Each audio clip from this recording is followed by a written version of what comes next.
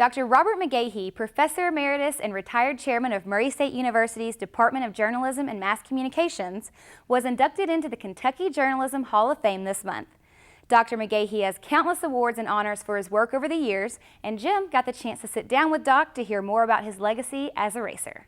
We're here with Dr. Robert McGaughey, who we all affectionately know as Doc. Doc, the most recent inductee in the Kentucky Journalism Hall of Fame. Doc, congratulations. Thank I know you're a humble guy, but I know you must be honored. Well, it was good, and it's good for Murray State and West Kentucky. We haven't had too many, and this year we were lucky to have 3 from this area. Chip Hutchison from Princeton with the Princeton Leader, and DJ Everett, who has the broadcast stations in Hoptown and Trigg County. They were in there also. So we had 3 of the 6 this time anyhow.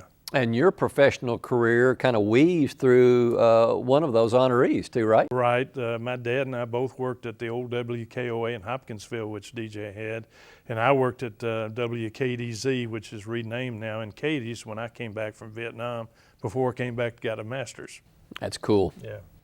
Well, Doc, we're so honored that you're in there. A modest guy, as I said earlier. We've had others from Murray State and Murray State connections that I know you probably had a hand in advancing them that you now join in the Hall of Fame. Well, didn't advance them, but I helped to put them in there. L.J. Horton, who started journalism here, was in the very first class. And then John McCarter, who went here 2 years and then went on to Mizzou, he's in there. About 5 years ago, we got Ray Mofield in. And then last year, we had Jackie Hayes and Bill Bartleman.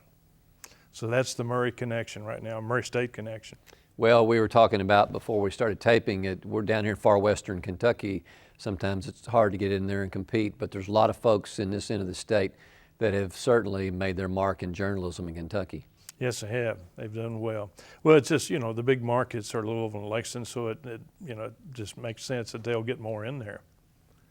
Well, Doc, you've touched many people. You've been a part of not only the journalism program, but recruiting students, and many times keeping students here and giving them hope. As you look back at your career, what are some Hall of Fame moments that you can think of that are special for you? Well, I have one. Been very lucky to get several honors, but the one I got in 1987, I got the Frank Stanton Fellow, which is the outstanding broadcast educator in America. And I got it from the vice president of Westinghouse at the Roosevelt Hotel. Wow. And it was live on C-SPAN. Wow. Plus they gave you a check. Well, that's even better. So that was good, helped pay for the trip. So did you get a check at this event? No, they give you a plaque and that's it. Well, and that's fine. Yeah, that is fine. The honor is terrific. Well, we know you in Dr. Valentine's Road Show. So I suspect that your acceptance was a little different than probably what some of the other general remarks were when you were given this honor. Well, there was a little humor in there from time to time, but some of it is just based on what happened.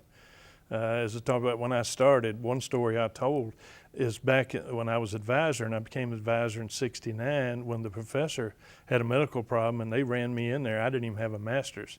And I taught 5 classes and advised the newspaper, got my thesis done, played basketball in 2 leagues. It was a simpler time. No meetings. No meetings. So, but anyhow, I drove 2 nights a week to Mayfield for the Mayfield Messenger, and I would leave it at the police station. And then the next night, I'd pick up the proofs and bring it back because we were hot lead, letterpress. And then on Thursday, the kids, we'd drive down in 2 cars and proof it. The paper came out on Friday. Well, the rumor got around that I was doing undercover work with the Mayfield police and the state troopers. And Walt Apperson, who was the editor at that time of the Mayfield, he had to run a disclaimer saying that was not what I was doing. So that was kind of fun. That's fun.